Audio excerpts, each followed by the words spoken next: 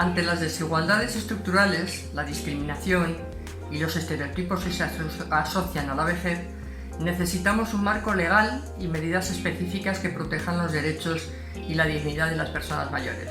Las personas mayores somos personas adultas, con derechos y capacidad para decidir sobre nuestra propia vida y tomar nuestras propias decisiones.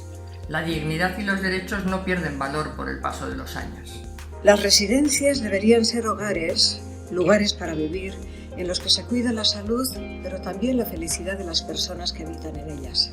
Por ello, las medidas adoptadas para la protección de las personas que viven en espacios de cuidado deben ser equilibradas, deben conjugar salud y autonomía y deben favorecer en todo momento la capacidad de decisión de esas personas.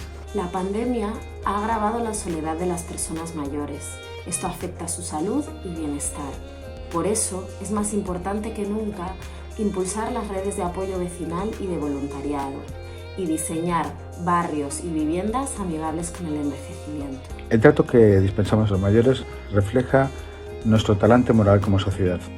La justicia intergeneracional debe comenzar por atenderlos como merecen, como un deber social y no como un acto de caridad. Debemos disentir del darwinismo social imperante para darles el trato que merecen. Las personas mayores quieren continuar viviendo en su casa, en su barrio, en su pueblo. Necesitamos una transformación y mejora de los servicios sociosanitarios de atención domiciliaria, que se complementen con la atención familiar desde un enfoque de género y que también se integren los recursos de la comunidad.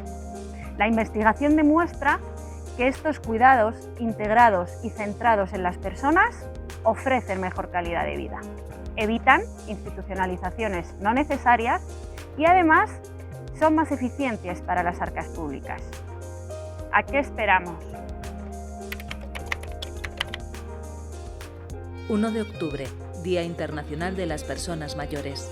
Soy mayor, soy como tú, por la igualdad de derechos y la dignidad de las personas mayores.